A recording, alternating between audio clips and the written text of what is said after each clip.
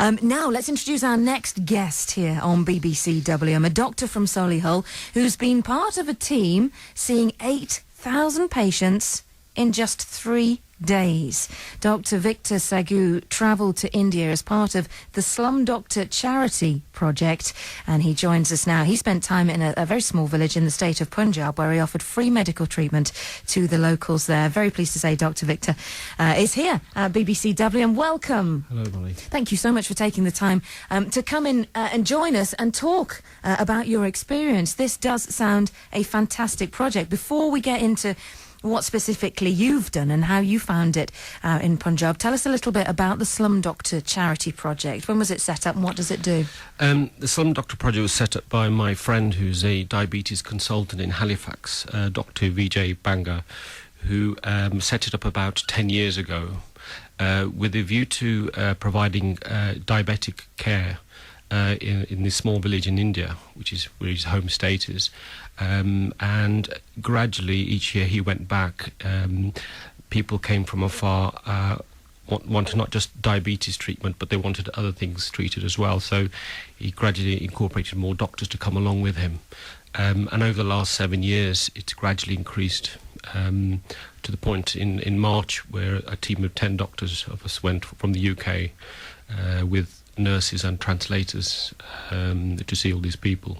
So it's increased gradually over the last few years. What's the situation specifically out where you went? What's the healthcare like there as standard?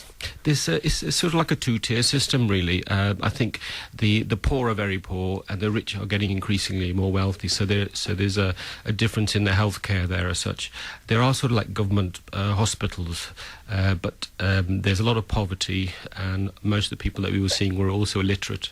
So there's a lot about education to these people that needs to be brought home, and I don't think the government is investing enough money in helping these people, really. So they're sort of falling way short in terms of their healthcare. What was your experience as a doctor practicing? I mean, Solihull's a very affluent area of the UK. It must have been very difficult for you personally. And as I just stated, you saw 8,000 patients in 3 days. I mean, you're one in, one out, trying to do what you can. Yeah. How was the experience for you? It was a life-changing experience for me. I always wanted to sort of do something different, to make a difference in what I'm doing, and it's also in a different society as well, completely different to the Western society. But it was very, very humbling going there, really. I wasn't really prepared as much as I saw there, the amount of sea of people that were turned up from miles and miles to see us. And you think, right, we've got a job here to do, and we've got to get through all these people.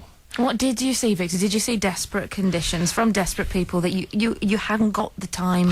I think we saw a lot of pathology, more at the extreme cases, things which could have been picked up at an earlier stage, which could have been managed, wouldn't have got to that stage. Overall, I think it was a lot about to do with the diet and the culture. A lot of these people were not eating the right types of food, and therefore they were getting a lot of stomach problems, like irritable bowel. Nearly everybody had irritable bowel there, and there were like labourers there, young men who had hernias, which in this country you tend to get more in older people after doing manual work, sort of thing. But overall, there was a good mix, a cross-section of lots of different medical conditions. Does the Slum Doctor Charity Project run an education service then, as well as the treatment? Are they educating out there? I think this year was the first year, really, where it actually has gathered momentum. And although we took some translators and nurses, we saw there was a great need to educate these people, because it's not just about just doing a camp once a year and just leaving them on their own. We need to have some basic infrastructure to build up some basic healthcare needs there. So hopefully, when we go again next year, we will hopefully offer some more health education to these people. And are you scheduled to go back next year? Yes. I think when you do something like that, it does change you. It makes you more humble. That you're actually making difference, although it may be a small drop in a large ocean, but you are actually doing something different. And then since I've been back, I've had a lot of my doctor colleagues show tremendous interest in wanting to go next year as well. So hopefully we will be able to have more of a team next year. And you've got a fundraiser you want to give a mention to. Yes.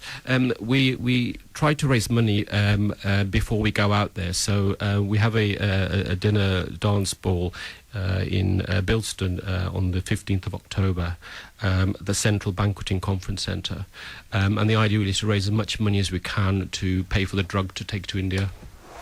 And once we go out there, we sort of pay for all the operations, so that nobody from the point of entry to the point of finishing the camp has to pay for anything at all. Is there a website for this charity, to get details of this charity event and just in general to get more info? Yeah, I mean, the website is www.slumdoctor.co.uk or Slum Doctor Project on Facebook, which we can access. And they've got some really nice